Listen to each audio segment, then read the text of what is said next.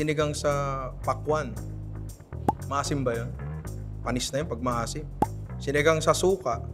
Parang dahil palang klaseng sinigang. No? Parang gusto ko magluto. Tatawagan tayo pare. Galing to. Hello? Chef, oo. Pwede ka bang magluto ng sinigang? Trip-trip lang. Pwede, pre. Pwede. Andiyan ka na agad. Pwede ba tumabi dito? Pwede. Wala akong... The good meat? Handa pa, ha? Parang alam mo na yung gagawin natin, ha? Ito. The good meat pata, sliced. Ang ganda nito, ha? The good meat, sinigang cut. Yan. Para pag hindi mo alam kung ano yung bibilin, yan, pangsigang yan. Pero di lang naman pangsigang to, pwede mong iluto yan kahit ano, pwede mong i-adobo rin yan, eh. Ang premium ng itsura niya. Yes, oo. Laking tulong na black yung background. Yes, naka-highlight yung magandang kulay ng karne talaga. The good meat, baby back ribs. Ito, ang ganda. Ang tinitingnan ko lagi sa baby back ribs, yung makapal na karne dito, ika nga ni Alton Brown, yung shiners. Meaning, wala dapat nakalabas na buto. Pero nandito rin yung pinaka masarap na lasa kasi malapit sa buto. Yes, oo. Ang lagkit niyan. Kapag naluto yan, hindi lang actually yung karne, kundi pati yung sabaw o yung sauce mo, nabibigyan niya ng ng body. Ito favorite cut ko sa lahat. Ano yun? Alam mo talaga yun. The good meat, liempo, diba? Belly sliced. Kagandahan dito. May production date. So alam mo na fresh talaga. Like Fresh. today lang talaga siya tinakbo. Oo. Tapos yun, may expiration date din. So alam mo kung hanggang kailan mo pwedeng gamitin. Hindi ka na manghuhula, di ba? Palaging safe, palaging masarap ang luto natin. Yung kagandahan sa vacuum sealed meats is pasok mo siya sa freezer. Wala talagang papasok na moisture. Yes, diba? wala talaga. Walang freezer burn or anything. Walang kahit ano. Excited na ako. Excited na ako. Siguro sinigang. Hindi ko alam. So you're watching the Heritage Series where we will be featuring different Filipino dishes from around the Philippines na bibigyan namin ng konting twist. Konti lang, para lang medyo mas masaya ng konti. Maraming salamat din syempre sa The Good Meat sa pagpo-provide ng magagandang karne na gagamitin namin sa episode na to at sa mga susunod pa. Diba? Simulan na natin? Tara. Tara na. Sino mauna kaya magluto? Naisip ako. Sa'yo yan, sa akin to. Paramihan tayo, pabilisan tayo ng matutuhog. Raise to 5 sticks. 5 sticks. Raise to 5 sticks. Teka lang, wait lang, wala pa. Half nung stick punuin natin. Hawak na isa, ayan. Feel ko lang. So okay, raise to 5 sticks. Okay. In 3, 2, 1, go. Hindi ko mali ako ng hinamon. Nanginginig nga ako. Nasa criteria ba natin yung, syempre yung itsura rin ng pagtuhog? Oo, importante yun. Tingnan. Okay, bye-bye. Itutuloy pa ba natin to? Yung itsura ng gawa ko sa gawa niya? Dito natin nilagay. Bigyan ko ito ng phone. Kalahati na Teka lang. Hindi, gagawin ito muna ako para makahabol. Actually, iba. Oo, ibang style yan. Akin very firm. Parang ano na yan, parang kebab na yan. Okay, teka lang. Ayusin nga natin ito. Okay. Iniikot mo? Not necessarily. Pero depende sa size ng curry. Wini-weave ko siya. Wini-weave ko siya. Pangit tuloy yung sa akin. Pangit ba yan? Hindi, yung sa'yo, bilog. Yung sa akin, may edges eh. Kasi ganito yan siya. Kaya ganyan. Hawakan mo ng buo kasi. So parang mold mo siya? Oo, ganun. Ano ba ito sa'yo? Kasi sa ito mabango eh. Ganun pala. Hindi nga. I-mold mo. Pangatlo na siya. Ganda. Grabe. Bawal ba yun? Kala ko mag-shoot lang ako ngayon, may natutunan pa pala ako na pagtuho. Hindi, seryoso. Kasi di ba, the other day, pumunta kami sa barbecue place. Aliw na aliw kami sa itsura ng skewers nila.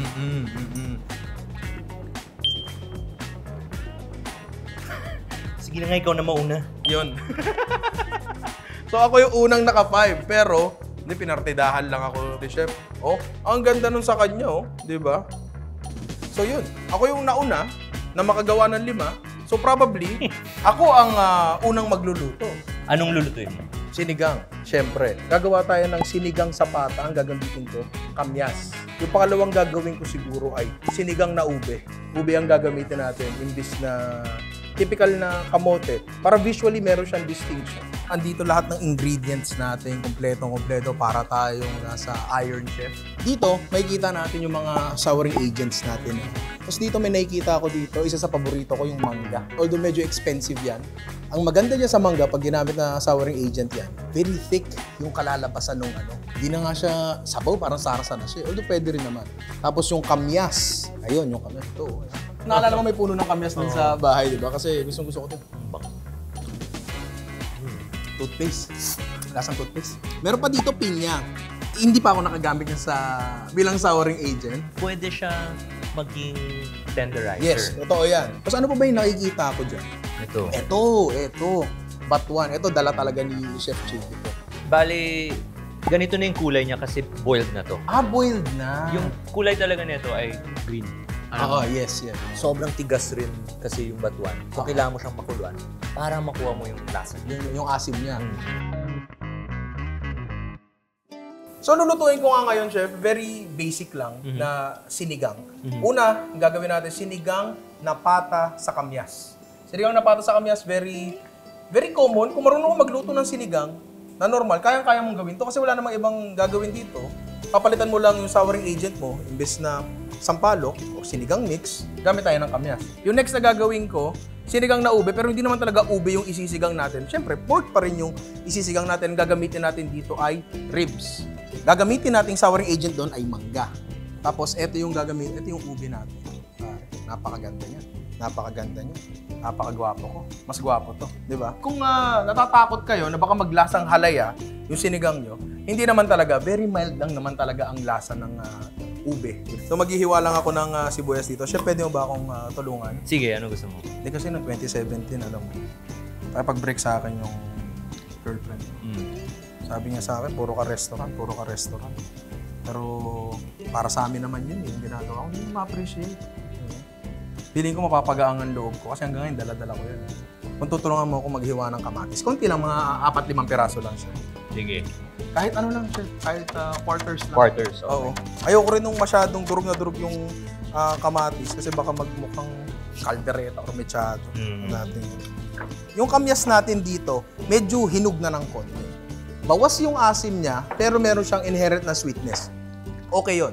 So ito, Chef, yung karneng gagamitin natin ngayon. The Good Meat Pata Sliced. Ang dami nagtatanong, paano malalaman kung magandang quality yung karne? Ilong. Si Ryan, lumaki sa palengke. Alam niya yung karne. Hindi na to kailangan hugasan. Kasi malinis siya, wala siyang kahit anong amoy. Pero hugasan natin siya para lang mas maganda yung sarsa natin. One rinse lang. One rinse lang. Walang babad. Kaka-inlove naman. Sige, ano pa? Chef, kunin ko na itong mga kamatis, ha? Sige lang. Kasi igigisa na natin to. So, kung meron tayo ditong pan na naka-preheat na, lagyan natin ng mantika. Tapos ang gusto natin, magkaroon lang ng konting kulay. Maglalagay ako ng kamyas dito mismo sa pakuluin natin na pata. Check muna natin yung tenderness. Medyo madudurog to sa loob. Pero gusto ko pa rin nandun siya. Yung visual appeal. Pero hindi naman hilaw talaga. Sagan natin ng, syempre, tispa, pare. Ayun, ganda na ng tosta niya. Yan. Pero konti pa. So, pwede na tayo magsimula dun sa isa. Ito yung ating ube na gagamitin nga natin dun sa pangalawa nating sinigang. Diba? Babalatan ko to and syempre, pwede bang makahingi ng pabor? Kasi dito sa pangalawa nating sinigang, mangga. Okay. Sige, Chef, balatan mo na yan. Balatan ko. Oo. Ngayon na balatan natin, check natin yung loob. Ay! Perfect. Ganda. Ang ganda. Hanggang loob. Sinong bumili nito? Ang galing mo. Ang galing nyo. I love you. Ang galing nito. Etong ubi natin, salang na natin dyan. Lalagay na natin to dito. Yan.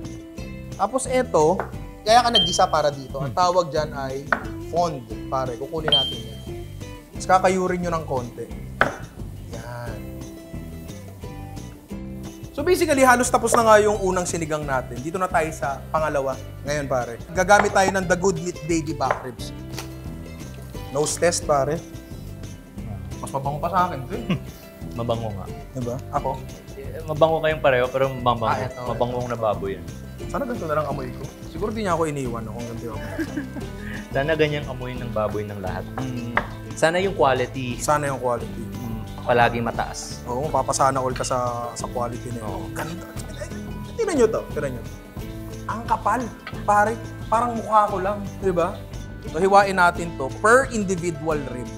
Tingnan nga natin kung mapuputol natin to. Madali lang to. Madali lang naman magputol ng ribs talaga eh. Diba? Ganun lang kadali. Hindi nyo kailangang ma-pressure. Oh, diba? Kapal ng laman. Pakaganda niya, pare. Si Ate Sound medyo nasasaktan. Ito yung lapel, di ba?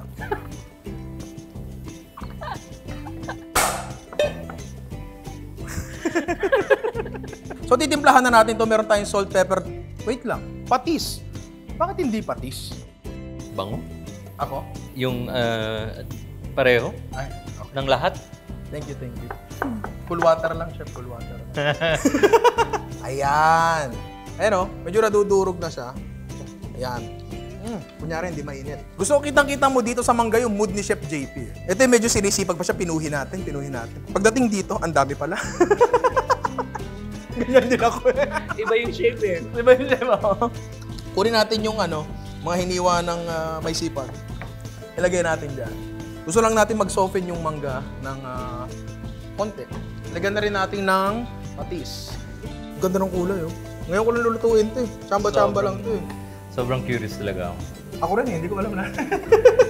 Chef, okay na ba to? Palagay ko okay na yan. Tabi ko na siya. Pinapaalis lang kita respectfully. Yes, sir. Sana ba tayo? Itlog, pare. Isang itlog lang. Yan. Cornstarch, pare. Meron tayong separate na bowl dito. Better if tray.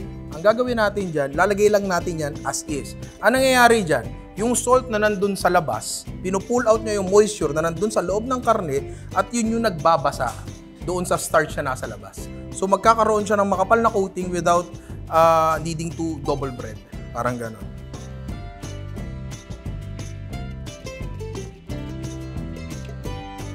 Tingnan nga natin to. Kasing jiggly ko na, pare. Tapos yung kamyas natin, buo pa rin. Ang gandang visual appeal niyan. Chef, ilalaman ko na to. Pwede na ba? Wala pang... Pwede na siguro to. Pwede na. Laban na natin to. Yan.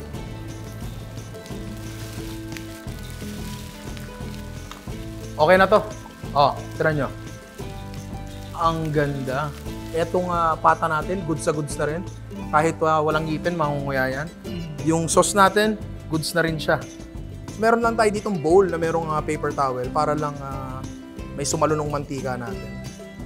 Pare, ang ganda. Diba? Sana pag nagka-jowa ko, ganyan kaganda.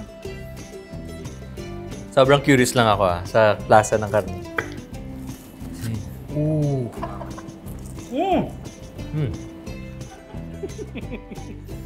Medyo mainit siya, no? Pero masarap. Masarap, no? Yung mic stand. Yan.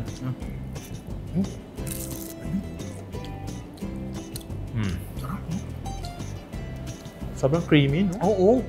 Iba talaga yung ano niya. Iba yung quality ng karne. Plating na natin to. Kunin natin yung mga chunks natin. The good meat, bakit ngayon ka lang dumating sa buhay ko? Tama. Arrange lang natin in such a way na hindi siya mukhang inayos para hindi magmukhang pilit. Yan. Hindi to sinigang. Hindi talaga, pero ito na ang ating sinigang sa ube at mangga gamit ang ribs ng The Good Meat, pare. Ito namang ating sinigang na pata sa kamyas. Wala nang plating to, pare. Para ka lang pinagluto ng lola mo. Alam mo yun? Yan.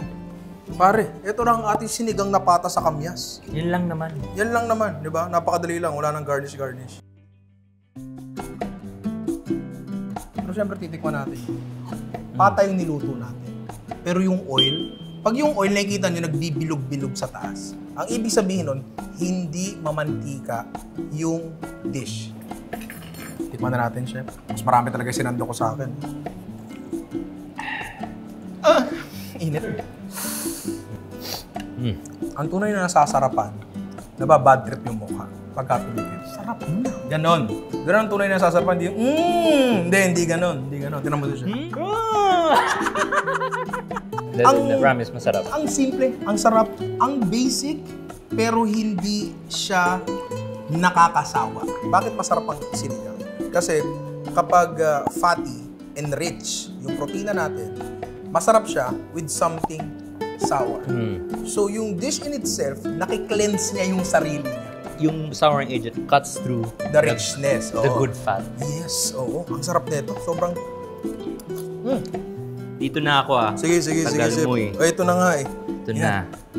Sobrang grabe. Kanina ko pa itong gusto talagang tikman. Lahat-lahat. Grabe, Ray. Okay. Ang galing na ito Ang galing nung bumili ng ube. Idol. Kita mo yun? Chef JP yun, pare. The perfect bite, pare. Sarap. Pero, hindi mo alam kung ano siya.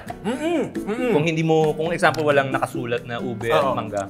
Parang, pero familiar. Familiar siya. Hindi siya sinigang. Ngayon, totoo tayo dito. Hindi siya sinigang. Pero, dito natin makikita kung paano natin pwedeng kunin yung elemento ng isang dish na nag-work. 3 lang. Ube, mangga, baboy. Wala na iba. Wala na iba. Holy Trinity. Wala na iba talaga. Diba? Hindi siya lasang halaya. Baka yun yung ina-expect nyo. Basically, nag-work lang dito yung sinigang as a thickening agent. Diba? Parang chowder or parang, diba? Parang ganun siya. Wala siyang strong na lasa. Ang lasa nito ay mangga. Yung ube yung naging body niya. Yes. Oo. Grabe. Ayoko nang kumain ng luto ko. Guys, kailangan nyo na talaga tikman.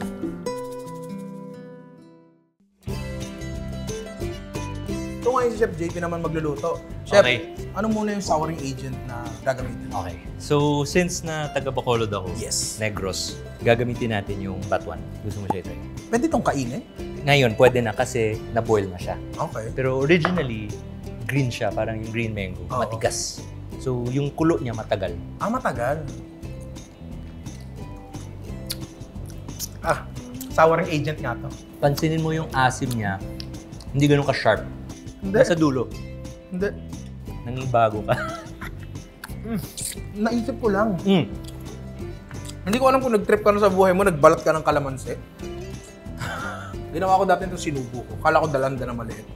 Medyo ganun yung lasa niya. So, dalawa yung dish na gagawin nyo, Chef. Ito yung gagamitin mong souring agent. Ito yung main souring agent ko. Tapos, so gagawa ako ng sinigang Sinigang. na may twist. Tapos gagawa ako ng katsi. Gamitin natin yung sinigang cut. Sinigang cut ng the good meat. Oo, okay. Ang gagamitin ko pang paasim ay batuan at yung pomelo. Pomelo. So, kumbaga may konting twist siya. Yun yung... Yun yung sa sinigang sa batuan. Yes. Okay, doon sa kansi. Sa kansi naman, yun yung parang aming version of a bulalo. Okay. Pero yung pang-paasim namin, batuan. Batuan, ito So, rin kumbaga talaga. almost like a sinigang siya. Without gulay. Una mong gawin, pwede kitang utusan. Pwede. Peel itong ating radish. And then yung onions. Piprito mo, Chef, yung dahon ng leeks. Oo. Ba, kakaiba yun Anong gagawin mo dyan, Chef? I-reduce mo? I-reduce mo yung ano natin? Oo. Yung stock? Yes. Ano yan? Parang demi-glace ba dati yun? Hindi naman up to that extent. Hindi.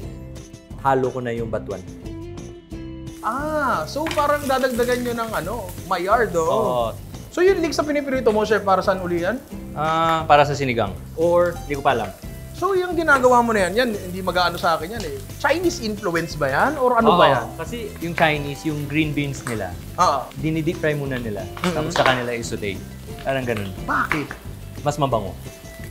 Nirelease mo muna yung aroma niya. Oo.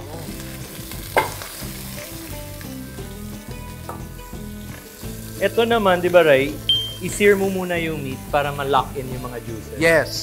Sa ating challenge kanina, gagamitin ko yung pork barbecue natin Uy! para hindi sayang. So, ngayon, ang gagawin ko, grill marks lang. Grill marks lang. Grill marks lang. Anong timpla niyan, Chef? Wala. Kasi ang ganda ng baboy. So, no need. Kasi mamaya, titimplang ko siya. Okay. Okay. Chef, ganire ba? Yan, perfect. Okay, eto, Ray, ganito lang. Kulay lang habol ko dito. Kasi mamaya, sa sinigang natin, igagano natin. Sinigang na barbecue. Not necessarily barbecue, parang... Basta. Medyo nagigets ko eh. Medyo parang shabu-shabu yung ano niya. Oo. Medyo parang gano'n. Parang ganun. Parang yung bawang, di ba? Minsan ang hirap balatan yan. Madali lang naman talagang balatan yung bawang. pwede naman ganyanin nyo. Tapos ganyanin nyo, nakachop na rin siya. Di ba? Yun na kailangan chopin. Yun ang pinakamabilis sa technique niyan. Pero mo, Chef JP, napatigil din. Diba? Bilis. Wooden spatula. Kisin mo yung Mga nanikit. Tulad ng ginawa natin kanina. Yes. Chef, sasama ko na ba sa sibuyas to? Yes, please. Yan. Pati kamati, sama ko na dyan, Chef. Sige. Ayun, bone marrow. Kailangan ko mo yung bone marrow. So ilagay ko siya para lang Maluto lumambot. yung utak, yung bone marrow mismo. Yes. At mamaya, tutusayin ko siya ulit. Tapos yun yung gagamitin ko pang garnish. Okay. So dito tayo kukuha ng ating tamis. Pwede akong magpagawa ng Pwede, ano ba? atsuete oil sa'yo. Atsuete oil, pwede, Yes. pwede. Ito pwede mong gamitin. Yes, mainit na rin yan. Yep. Actually, maraming nahihirapan sa atsuete minsan. Kasi nagtataka sila, ba't hindi kumukulay yung atsuete? Dalawa kasi yung klase na nabibiling atsuete, at least dito sa mga palengke dito sa atin. Yung tulad ditong atsuete na to, yan. Yung atsuete na yan, natural na atsuete yan. Ngayon, meron ding atsuete sa lihiya. Yung atsuete sa lihiya, meron siyang lihiya, lye water, I think ang English. Tapos kukulay na siya sa tubig. Chef, okay na to? O Okay. papulahin ko pa? Lagyan mo isang bawang lang.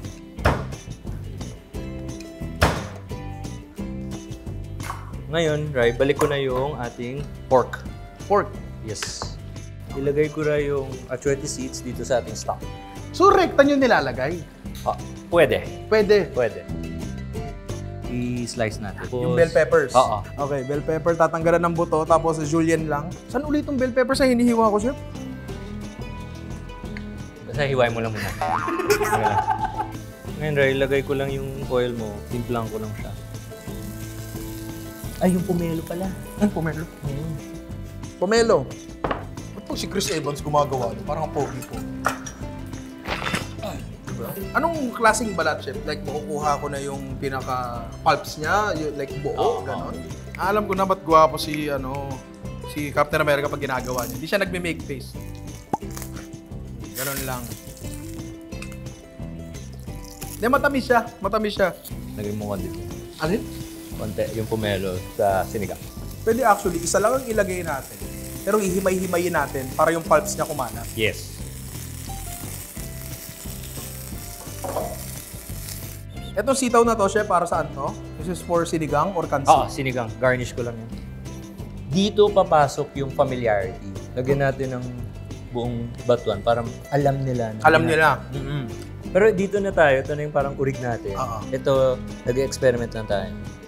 I-reduce mo lang yan, Chef. Tapos, Soy sauce, sugar. Soy sauce, brown sugar. Tapos, habang nagpe-plate si Ninong Rai, pe-plate ko na rin yung ating kansi. Eto na to. Good sa to, Chef. Ganyan. Yan. Pare. Yan. Last one. Yan. Tapos, dahil Pilipino tayo, Yes. kailangan may May kanin tayo. kanin. Hindi pwedeng wala. Bagong saing. So, eto na, pare, ang ating kanse. The other one is sinigang sa batuan, pero yung karne natin, tenderloin. So, pwede naman natin tikman to, Chef? Tara. So, start ka sa barbecue. So, ang tawag natin dito ay tenderloin pork skewers with sinigang sweet soy. Okay. Doon tayo mag-start. Okay. Pag kumakain kayo ng pagkain ni Chef JP, expect na makakatanggap kayo ng instructions kung paano kakainin yung dish niya. It adds to the experience, diba? And makikinig kayo sa kanya kasi siya gumawa niya. Alam niya yan, pare. Diba? Chef, kanin. Okay. Ikaw lang. Ako lang. Hindi ko na kaya kainin to. Panoorin na lang kita.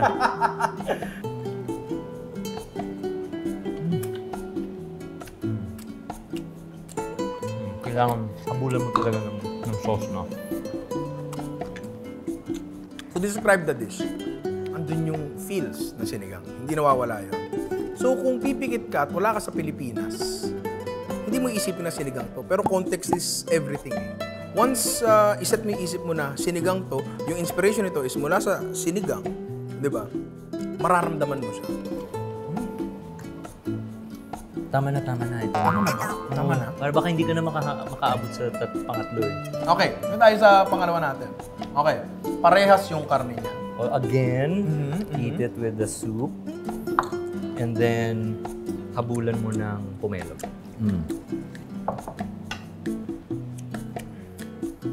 Okay. Alam mo yung ano, chef?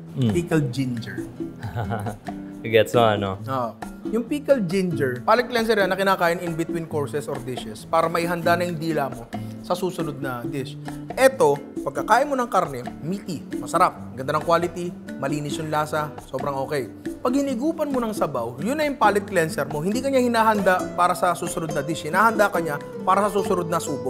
Ito yung mga delikadong pagkain kasi hindi ko titigilan to eh. Dito tayo. Ito na. Ngayon, pikit mata, higop sabaw. Pikit mata, higup sabaw. Unang sumipa yung tanglan. Tapos, scoop out the bone marrow. Tapos sabaw. Ito na naman yun eh. Same idea as this one. Like, yung palate cleanser mo nandun sa dish mismo. Yun. Niyakap ka na ng lola mo. I love you, Lola. Dalawa lang yun eh. Quality produce and company. Pag nandyan yung dalawa na yun, everything is harmonious. So again, good produce, tulad ng gamit natin dito, mga karne ng The Good Meat, pare. Good company, wala magiging problema doon. Lahat ng output nyo, magiging maganda. Ulitin ko lang lahat ng niluto natin ngayon ha. Balikan lang natin lahat. Gumawa tayo ng sinigang na baby back ribs. Pare, ang ginamit natin doon ay ubi at mangga. Napakasarap, napaka-pogi, napakaganda, di ba? Tapos yung isa nating niluto ay sinigang na pata sa kamyas. Very basic, di ba? Kayang-kayang gawin sa bahay lahat, di ba? Chef, yung niluto mo naman, ano-ano ulito? Yung ating bulalo cut para sa ating kansi. Yes. Tapos yung ginamit natin yung pork tenderloin na sinama natin sa ating sinigang cut. Yes. Para naman sa ating sinigang. Yan, oo. Bukod para sa mga ginamit natin dito na beef shank, pata sliced, tsaka sinigang cut, tsaka tenderloin, marami pa silang iba't ibang klaseng karne doon. Meron silang cochinillo, meron silang ham, meron silang adobo cut pare. Kahit ano, makikita nyo sa The Good Meat. So kahit ano, pwede nyo lutuin dito pare. So chef, saan ba mabibili ang The Good Meat? The Good Meat available yan at select brick and mortar stores, major supermarkets, and online. Type mo lang The Good Meat PH. Pwede rin siya sa Lazada and Shopee. Follow niyo sila sa FB, The Good Meat. IG meron? IG meron rin. Ano yung IG nila? Ganun rin, The Good Meat PH. Oo, okay. So, Chef JP, pag ako umorder sa The Good Meat, kailan yun darating? Sunod na araw agad. Order ka ngayon, Oo. the next day delivery. Ganun. Ang bilis Ganun. naman pala, di ba? So maraming salamat sa mga nanood. Sana nag-enjoy kayo kasi ako, nag-enjoy akong magluto kasama syempre si Chef JP. Abangan nyo uli kami sa susunod na episode ng The Good Meat Heritage Series. Chef, maraming salamat. Thank you Diba? And basahin na natin yung nasa baba. 1, 2, 3, go. No one knows meat like the good meat. Yan. Kita-kita ulit tayo sa susunod. Di ko alam. Next year ata. Next week. Ewan ko. Mamaya. Kailan lalo. Mamaya na agad. Salamat. Thank you. Okay na to. Thank you. I love you.